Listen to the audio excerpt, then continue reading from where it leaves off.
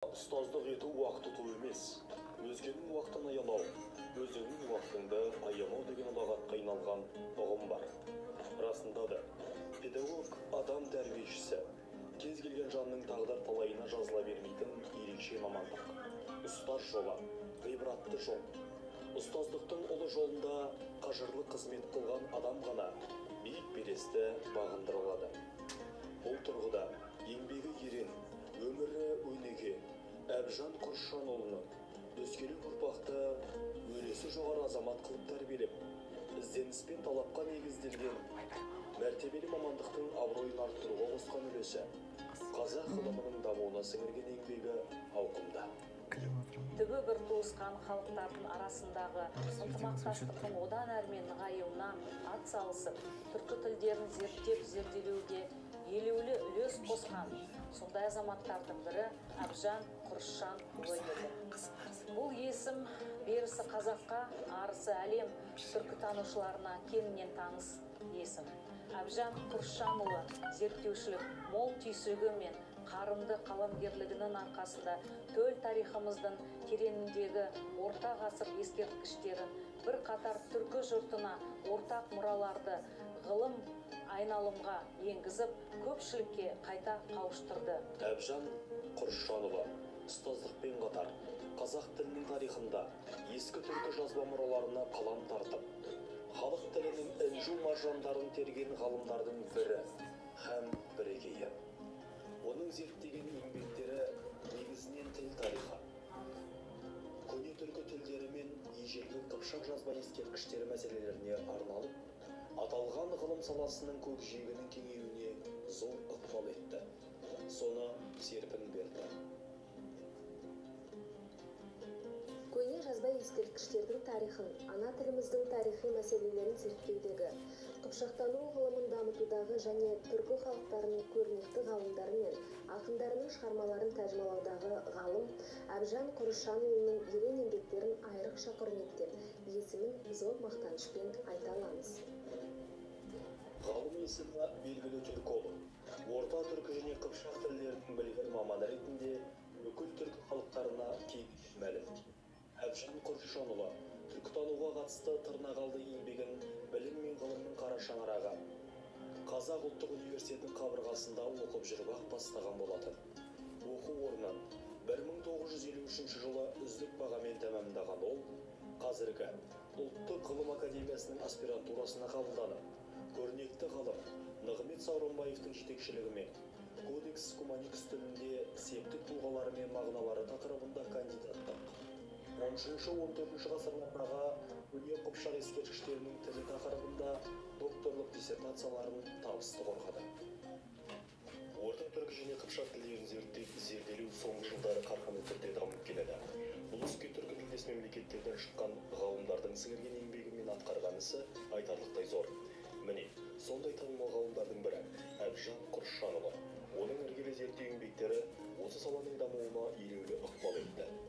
Әбжан Құршанұлының көне түркі және қыпшақ ескерткіштері туралы түркі араб сөздігінің лексикасы бойынша зерттеулер, тіл тарихы жайында ойлар, көне қыпшақ тілінің ескерткіштері, 13 ғасырдағы көне қыпшақ жазба ескерткіші, ескі түркі жазба ескерткіштері, ескі қыпшақ тілі сынды еңбектері көз қарақты көпшілік үшін қымбат қазына, құнды мұра. Сондай-ақ ғалым Жүсіп Баласағұн, Махмұд Қашқари, Ахмет Егемекей, Қожа Ахмет Яссауи сынды түркі халықтарына ортақ ғалымдар мен ақындардың шығармаларын қазақ тіліне аударып, ана тілінің тарихи мәселелерімен шұғылданды. Әбекең бір бет болатын. Анау-мынау біреудің ығу дегенді, ығысу дегенді, біреуді қолпаштау дегенді білмейтін кісі еді. Жаңа айттым ғой, енді бұлай бір қарағанда түсі өте суық болатын. Бірақ жастарға, әсіресе біз жаңадан келген қызметке келген бізге көзқарасы бар уақытта оң болды және бар уақытта қолдауын көріп отырдық. Әбжан Құршанұлы саналы ғұмырының басым бөлігін ұлттың ұлағатты ұясына айналған Қазақ ұлттық қыздары педагогикалық университетінде шәкірт тәрбиелеуге арнады. Ол қаншама жас буынды ұстамдылыққа, ұлтжандылыққа үйретті. ғылымдағы өз мектебін қалыптастырды. Өткен ғасырда кеңестік түркологияны зерттеу ісі негізінен еуропалық және орыс ғалымдарының еншісіндегі абыройлы іс еді. Бірақ кеңестік идеологияның өзінде де осы көне мұраларға, ескі жазбаларға деген көзқарас дұрыс болды деп есептеймін өзім. Олай болатын себебі сол жылдары кеңестер одағы кезінде де қаны да жаны да түркі қазақ ғалымдары осы түркі ата-бабаларымыздан қалған мұраларды зерттеуге ден қойды. Солардың арасында біздің құрметті профессорымыз, парасат орденінің иегері Әбжан Құршанұлы да бар еді. Бірнеше жылдан бері Қыздар университетінің ұйытқы болуымен Құршанов оқулары өтіп келеді. Дәстүрлі жиынның басты мақсаты ғалым мұраларын өскелең ұрпақ арасында кеңінен дәріптеу, оның зерттеу еңбектерін ұлт жадында жаңғырту.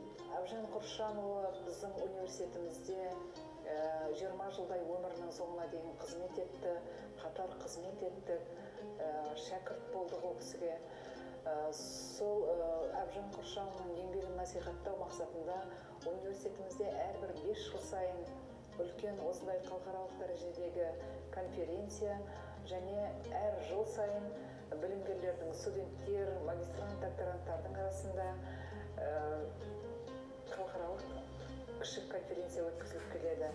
Ертеде өткен бір ғұлама, бұл өмірге келген әрбір адам баласының 3 түрлі міндеті болады. Оның біріншісі ұрпақ өрбітіп, әулет санын көбейту. Екіншісі ұстаздық етіп шәкірт тәрбиелеу.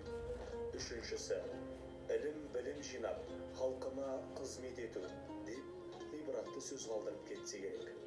Әрине, ұстаз болу кез келген адамның пешенесіне жазыла бермейтін бақыт. Дегенмен де өмірден түйгенін өзгеге үйретіп кетсе, ұстаздықтың басты философиясы осы.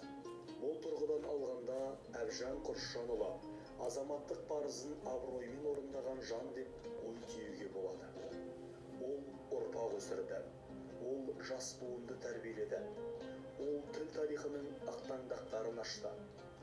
Келешегі кемел, болашағы баянды мемлекет құруда Әбжан Құршанұлы сынды ұлт зиялыларын насихаттау, қазақ руханиятына сіңірген еңбегін дәріптеу үлкен маңызға ие. Өйткені оның еңбек жолы, ғылымдағы жетістіктері өскелең ұрпақ үшін үлгі өнеге, жол сілтер шамшырақ.